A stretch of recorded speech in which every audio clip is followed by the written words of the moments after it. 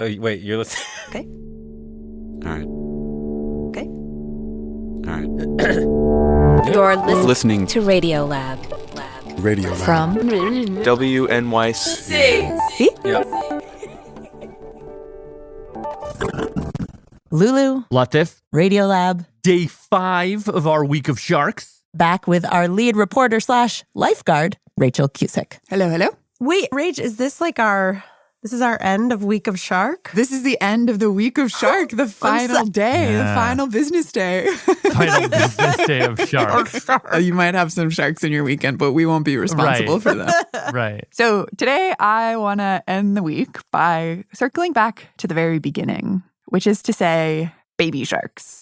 You can't even say the word without it. Without a do. Yeah, I know. I wanted to know, like, you two both have little humans. Do you hate that song? Do you like listen to it daily? What's your relationship to that song? When did the song come out? 2015, the Korean one came out. Okay. Yes. So we had kids after that. And by that point, I knew that this was sort of weapons grade song. So we kept it out of the house. Wow, it's like a zombie apocalypse. You're like, don't open the doors. That's right. Baby shark's coming. We'd seen other people go through it and we're like, it's not going to happen here. I don't have children, but it's like seeps into you just being in the world. It does. It swept the world. Yeah. It was everywhere. Yeah, so everyone has the same feeling about it.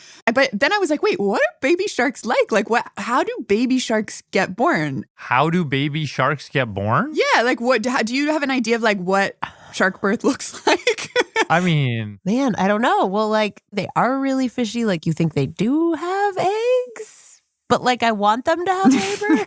Yeah, so I found someone to answer this question for me. I've always been like an ocean nerd, but Science reporter Claudia Geib, who, like most of the people we've had on this week, is a bit of a shark fangirl. So by the time I got to this story, I was definitely fully a crazy shark lady. I actually ran into her work because of an amazing article she wrote about baby sharks. And she kind of just introduced me to the very wacky world of shark reproduction. And I want to share it with you because it's just so fun. okay. So the first category of shark birth is... Let me just make sure I get the term correct. Gotta look back. Yes, okay. So we have viviparous. My name is Teeny Meeny Miny Mo. Yeah, viviparous. Like in vivo? Yeah, exactly. Viviparous sharks give birth to live young, just like humans or like other mammals. Just like you and me and dolphins. The embryo develops in the mother's womb. They have a womb, there's a placenta. Some of them even make this sort of milk. Essentially, like, secrete a type of milk into the womb. Like a little milk bath for baby sharks. Yeah, they're in a little milk bath. So they're just like fully pregnant. And they come out like little baby versions of the larger shark. Like how big? It depends on the shark. So white sharks come out like 3 or 4 feet long. Whoa. That's huge. That is enormous. But I mean, there's other sharks that come out like the size of your pointer finger. Cute. I'm not a gremlin, pixie, troll, fairy. No. And like, God bless the hammerhead shark mothers. Oh, that's cool. That just feels like it would be so hard to make it work. Yeah, so that's the first category. Okay. And then moving on to category 2, which is Ovoviviparous. ovoviviparity. Okay. So it's like a live birth, but also eggs. Live birth, but also eggs. Yeah, what does that mean? So the embryo actually forms inside of an egg case. But that egg case hatches still inside mom. And then the baby comes out. So it kind of is combining the strengths of a live birth where you're protecting the young inside you, but it happens a lot quicker and the sharks can make a bunch more eggs. There's one whale shark that was found and it had 300 whale sharks inside it. Wow. And then there's sharks that can fertilize sperm from multiple fathers. So they kind of place bets on different sharks' baby daddies. Okay. So they're just kind of like taking it all in. They're like, we'll consider your offer. And then they just dole it out. That's a new take on take it all in. But okay. I think one of the nutsest of all nuts shark reproduction stories is the sand tiger shark. Okay. Okay. They create a bunch of eggs. And the process that this shark has developed to get big and strong in the womb is to eat its brothers and sisters. We teeny minies have a little world. What? It's like the coliseum for baby sharks. It is a gladiatorial match in mom's womb. Inside the shark? Inside the shark. So you'll see scientific papers where there's like a uterus that's been sliced open and there's just like one shark and then a bunch of empty egg cases. And it's like, I ate those. Oh. So that's the ovoviviparity. And then the final category Oviparous. are just the plain old egg-laying sharks. So the mom puts an embryo inside the sort of egg case thing, and then she just releases all of those eggs into the ocean. It's feeding on a yolk sac, just like a chicken, and it has everything it needs inside this little egg case. So the mom will only do like 1 or 2 of these at a time. And they look like these little envelopes. You can sometimes see them wash up on the beach. Oh, yeah, dude. Oh, my God. The mermaid's purse purses. things. What's the mermaid's purse thing? It almost looks like 2 boomerangs back to back. Yeah, but there's also a shark that lays an egg case that's shaped like a spiral drill So it like screws itself into the rock kind of thing. so that nobody comes along and eats it because, they're out there hanging out in the ocean by themselves. And those egg-laying sharks, those are the sharks that we are going to talk about today. That's where the story that Claudia had written about begins. Oh, cool. This wasn't even Just the the story. warm-up. That was just... I'm sorry. I love it. And I was it was just too Willy Wonka, like, come with me in the world of pure imagination. Yeah. And they're crazy little characters, what they do. And so this story is one man's possibly Sisyphean, but definitely sublime attempt to maybe just slightly rejigger the balance between humans and sharks. Mm-hmm. Yeah. Can I just ask you to introduce yourself, say who you are, and what you do? Hi, my name's Greg Noel. What I actually do or what I do when I do? Greg has taught English as a second language. He's done quality checks on electrical circuit boards. But his life's work, I think he would say, is the shark conservation and education organization that he founded, Called Shark Lab Malta. which is in Malta. And where is Malta again? Little island below Sicily. Warm, Mediterranean. And it's just a really beautiful place to be. So And so you were just interested in sharks because you loved being in the ocean? Or what was it about sharks that interested you in the first place? they were just kind of fascinating. They're very kind of mysterious. So I thought, okay, let's learn more about them. But when Greg moved down to Malta from Britain, this was in 2007, he pretty quickly realized There was nobody really in Malta focusing on sharks, doing anything about sharks. there wasn't a national aquarium at the time, and there weren't even many sharks in the waters near Malta where you could scuba dive. So that was why I first started going to the fish market. He wanted to learn about sharks so badly. He was just willing to go look at them in buckets. Yeah, which I guess it's kind of strange, but it was kind of like, if I want to learn something about sharks, I need to go and find where I can see them. So Greg would get up early in the morning, head down to the coastline where this fish market was. It was in this old rickety building, and he'd start talking to the fishermen, saying I don't know, you got any sharks? You mind if I check them out? Yeah. And so he'd go back, see these bins filled with ice and dead sharks. He started measuring the sharks, With my tape measure and my camera, taking pictures, photographing them, learning more and more about the different species of sharks around Malta, and learning about the basics of their anatomy, checking them whether it's male or female. just gathering basic information for this organization that he was setting up. Sometimes recover certain parts of sharks from bins. Be I'll grab a jaw and I'll clean it up and I'll use it as a demonstration that I'll give at a community fair when I'm teaching people about sharks. Wow. But a couple years into his fish market research, things started to get a little interesting for Greg. Yeah. One day in 2011. Greg's at the market doing his thing, and he sees this small spotted cat shark, A small, spotty little shark. just kind of inspects it like he always does. But then he just notices something coming out of the small spotted cat shark. So, what's that?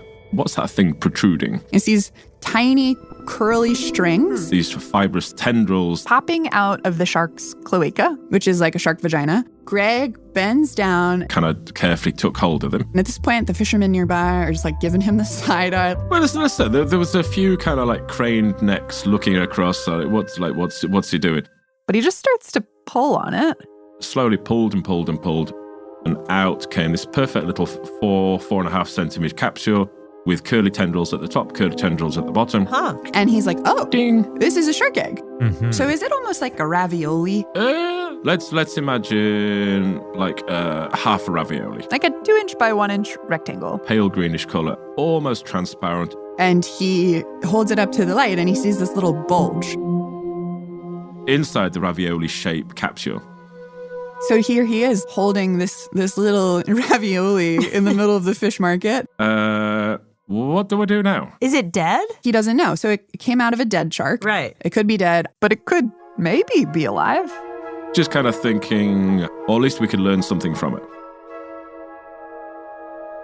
So I took it back home. Put it in a little plastic aquarium that he had. The kind of thing that kids would have sometimes. Okay. So that was never actually used, just happened to be kicking around the house. So then I'm kind of thinking, well, okay, obviously the shark would lay the egg in the sea, so I'll go and collect some seawater. With like a bucket? Yeah, just literally a bucket, take it back home. Dumps the ocean water into this little aquarium. With a little air pump just to keep the water oxygenated. Dangle a piece of string across the width of the aquarium. Why? Just to replicate like some seagrass or something that the egg would hook onto. So he hooks the little ravioli tendrils onto the string and suspends it in the floating water. And then wait. Because, I mean, once you put it in there, what do you do? Apart from watch it every day. Or several times a day. Or many, many times a day. Every time you walk past it, you take a look to just see what's going on. It just became a little bit like a magnet. Day 1, day 2. Every time I was in and out, moving past it, take a look, take a look, take a look. Day 4, 5, 6, 7, nothing happening. And after around about 3 weeks, he noticed a little bump on the top right-hand side of it. So now each time I'm walking past, I'm now focusing on the little bump. And the little bump slowly separates from the main yolk section itself with a tiny, tiny, almost thread-like connection. And it starts to move. Nope. Just kind of like wiggling a little bit. And it's like, oh my gosh. This shark, this baby shark that I brought home from a dead shark, a dead shark, is still alive. Now, I should say Greg is standing, if somewhat amateurishly, on a sort of scientific frontier. I mean, sharks had been bred in captivity and eggs had hatched in aquariums, but the thing that had never been done before was taking an egg from a dead shark and getting it to develop. Nobody had ever done that. Nobody. So this was a first. And now he's thinking, maybe, I could even get this thing to hatch. Which is what Greg is going to try to do right after this short break.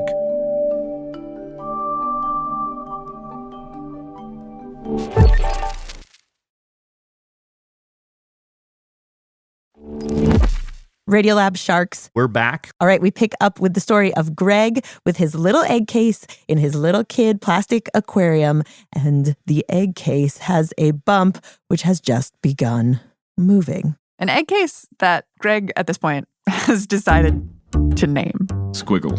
It was squiggling in the egg case and I didn't know what else to call it. It's like, it's squiggling around. That's how I described it to people. And now that he knew that it was alive and he'd given it a name. Now I'm thinking, maybe I need to actually get a slightly bigger aquarium and something a little bit, I would say, more professional, made of glass instead of plastic. So he moves Squiggle into his happier, newer home. And so now we're like 6 weeks, 7 weeks, 8 weeks. Squiggle is growing and moving more and more. It's still this sort of lump that's attached to a yolk in a thin thread. And then the yolk itself starts to appear to have blood vessels form on it. So you almost see like vein-like structures on the yolk sac. What? And they kind of snake their way up the yolk sac to this little placental connection, which then in turn is going into the shark. Like blood? Yes. So it's blood going to the head of the shark. That is wild. Yes. It is alien-like because it has no distinctive shape. It doesn't have the distinctive snout. There are no fins. It's, I don't know, how would you describe it? It's just like a little something. So you'd walk by Squiggle like a couple times a day, like, hey, Squiggle, what's up? I wasn't necessarily talking to Squiggle, but when people said, how's it doing? It's like, oh, Squiggle. Squiggle's doing fine. And then one day, it just simply stopped moving. Squiggle stopped squiggling. Oh, no. And it's never started again. That was the end of Squiggle. But Squiggle left behind this like little bit of hope for Greg. This beautiful little piece of ravioli kind of proved it was possible. So there was this kind of this drive. So Greg heads back to the fish market, tries to get as many eggs as he can. Not even like pulling out the strings when he sees them. He now just starts cutting into the dead sharks. Whoa, the fishermen are just letting him do this? Well, Greg got very good at spotting which sharks had egg cases in them. But also these fishermen... They were curious too, to the point where we arrived, they now tell us, oh, I've got some of this and I've got some of this. And at this point, he has egg cases upon egg cases at home. Multiple aquariums, etc. And they're all starting to move. And they do a little bit of wiggling, just like Squiggle did. Going good, going good. Everything's going good. But then, just like Squiggle, they would all die. And Greg is like... What's happening? Why do they suddenly stop developing? So he starts tinkering with like a couple things, like the aeration, the salinity. But then eventually he starts to drop the temperature of the tank. Lowering the temperature, lowering the temperature, lowering the temperature. And lo and behold, this mortality suddenly stopped massively. These eggs start surviving. Everything seemed to continue to develop. Past the day that Squiggle died. Slowly get bigger, bigger, bigger, wiggle, wiggle, wiggle. And then some weeks in, he notices that one of the embryos in the egg cases is starting to look like a shark. The fins develop. Seems to have a tail and a head. It's now starting to go into a position where it has its head at the bottom part of the egg case, and the body is looped over to the top, and the tail is now next to the head. And then one day he's cleaning the tank, and he accidentally bumps into the string that's holding the tendrils, and then all of a sudden... all movement stops. I've just killed it! And then after a minute or so... Oh, no, it's all right, it's all right, it's all good, it's all good. And then it started wiggling again. It's this defense mechanism these little egg cases have to protect themselves from predators who want to eat them. Now, at this point, the little shark bodies, they're curled around the yolk sac. And Greg can see that yolk sac is getting smaller and smaller and smaller and smaller and smaller. And after around about 5.5, coming up towards 6 months, that yolk sac has almost disappeared. And so he starts thinking, I bet when that yolk sac goes away, that's when this thing's going to hatch. Now, every time you go past the aquarium, you're looking. Can you see any yolk? Can you see any yolk? And then one day...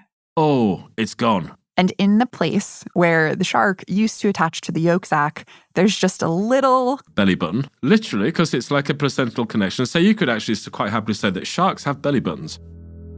And at that point, the shark is ready to be born. Wow, the belly button is the final touch, the master stroke. It is. So he's just sitting there, waiting for this shark to finally break out of this egg case. You can only spend so many hours with your eyes open watching a shark waiting for it to hatch. It's like the kettle, yeah? You go to bed and you think, okay, well, everything seems fine. But then one morning, he wakes up. And there's a little baby shark sitting at the bottom of the tank. Just sitting at the bottom. Like a picture-perfect miniature version of a small spotted cat shark. Just sitting on the bottom of the tank? Yeah. He did it. Yeah, he has a baby shark in his aquarium. That came from a dead mother shark. Yeah. Wow. And so this baby shark is just sitting at the bottom of the tank. And he's like, I guess it's time to let it go. Release it into the sea. Back to the ocean.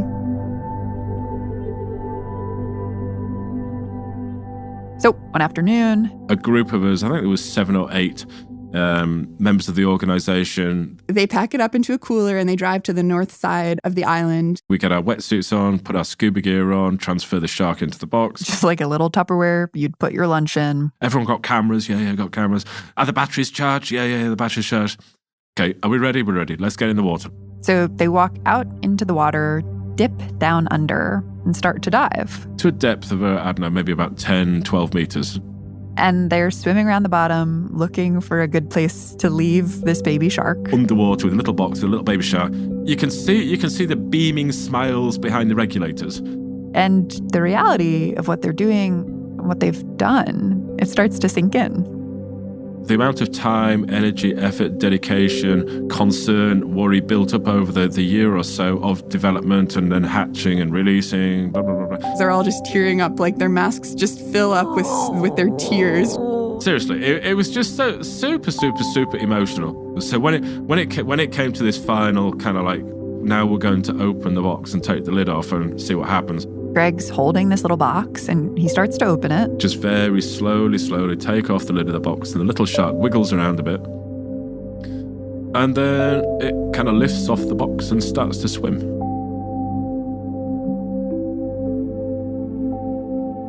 I don't know, there was just kind of, there was just a very, very kind of like emotional but peaceful moment. It felt like many minutes, but it probably wasn't. The shark had disappeared. We weren't going to chase it. We had no idea where it was going to go next. That shark was the first, but it wasn't the last. The total number of sharks we've released to date is 371. Whoa. And one thing that science reporter Claudia Geib from the beginning pointed out is that Greg had started this project in 2011, and I was reporting this in, I think, 2020, 2021. So he'd by then been doing it for almost a decade. He had published a paper on it in 2018 that essentially was like a how-to guide for taking egg cases and raising them to be re-released in the wild. And now there are other scientists in other parts of the world rescuing egg cases from these dead sharks. So it wasn't a question of, wow, we're stopping a species from becoming extinct. It was a question of putting them back where they belong. Let's let nature take its course. And if nature determines that this creature will have a long and happy, fruitful life, fantastic. If nature says something different, it's nature doing what nature does. I hate to say it, they're going to die.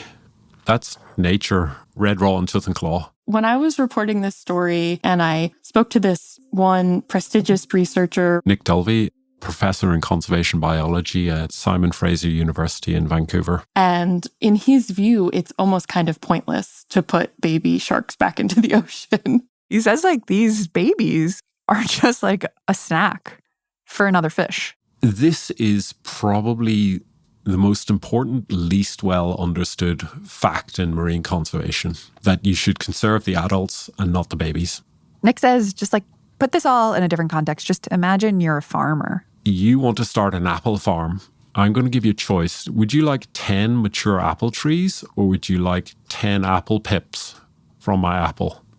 And everybody, when they see it, they're like, oh yeah, of course. Give me the adults. Because they can breed multiple times right from the get-go. Focusing on the babies instead of the adults, it's not only a waste of time, but also kind of a distraction away from conservation efforts. Fisheries management or bycatch mitigation. That do make a big difference. These kind of activities are described as what are called feel-good conservation. These are an action that make people feel like they're helping to save the planet, but they don't have a real impact. I had a similar question. I don't know. The more I talk to Claudia, the more I think they do something, just a different kind of something. One piece we didn't talk about is everybody spoke about how the people around them in their community responded to this project really, really positively. And even beyond Greg's community. There's even a classroom in Spain now. My name is Jaime Penades. I'm a biologist from Spain. Using Greg's methods. My name is Inma Gil. I'm 15 years old. To raise baby sharks. So instead of having like butterflies, you would have a baby shark in your classroom. My name is Ignacio and I'm 16. Paula and I'm 17 years old. I'm 14 years old. And in a way, it's not what's happening inside those shark tanks that matters. It's what's happening inside those kids.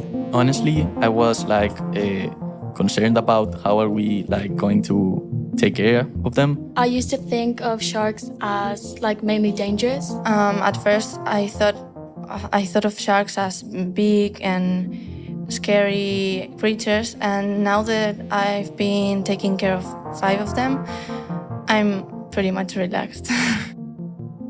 People have been taught to fear sharks. Chris Lowe, again, our shark scientist from the very beginning of this week. So the cool thing for me is if we've taught people to fear sharks, we can also unteach them to fear sharks, to appreciate the animal.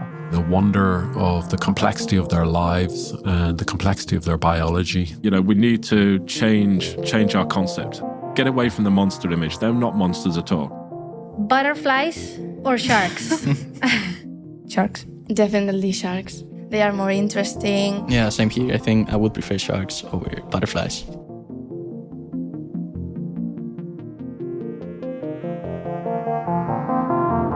Well, that is a wrap for our week of sharks. Big giant whale shark-sized thank you to Rachael Cusick for bringing this wild idea to us and doing dozens of interviews to bring it to life. Thanks also to our editorial ground control, Pat Walters, for wrangling so many sharks. This episode was reported and produced by Rachael Cusick, edited by Pat Walters, fact-checked by Diane Kelly, with mixing help from Jeremy Bloom, and original music by Alan Gafinsky. And if somehow you are still yearning for even more shark stories going into the weekend, Terrestrials, our kids show hosted by Lulu, has such a beautiful episode on the Greenland shark, which is the oldest of sharks. Like, the individuals live impossibly long. It's pretty neat. You can go find that on the Radiolab for Kids feed. The episode is called The Sea Troll. And one more thing, we want to give a huge thanks to everyone who supports Radiolab, especially right now, everyone who's a part of the Lab, our membership program. Your support makes big projects like this possible, and we are so grateful. And if you aren't a member yet or are thinking about giving more, this is the perfect time to take the plunge. Because if you join or re-up now, you will receive a really cool gift. A limited edition Week of Sharks hat designed by the awesome Maine-based artist and surfer, Ty Williams. It's so beautiful and fun, and it gives you a chance to show the world you support public radio in the form of Radiolab. It's available to everyone who joins the lab this month, even for as little as $7 a month.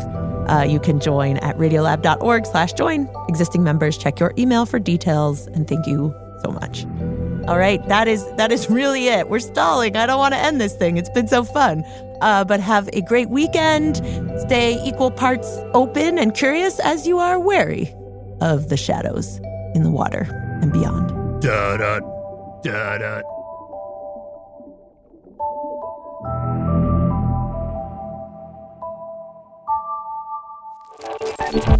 Hi, I'm Michelle, and I'm from Richardson, Texas. And here are our staff credits. Radiolab was created by Jad Appamrod and is edited by Soren Wheeler. Lulu Miller and Latif Nasser are our co-hosts. Dylan Keith is our director of sound design.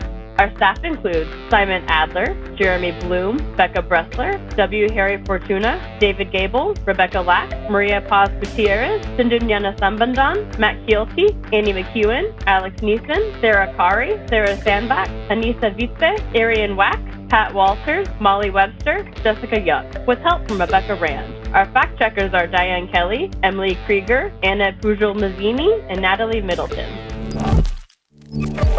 Hi, my name is Anna, and I'm calling from Somerville, Massachusetts. Leadership support for Radiolab Science programming is provided by the Simons Foundation and the John Templeton Foundation. Foundational support for Radiolab was provided by the Alfred P. Sloan Foundation.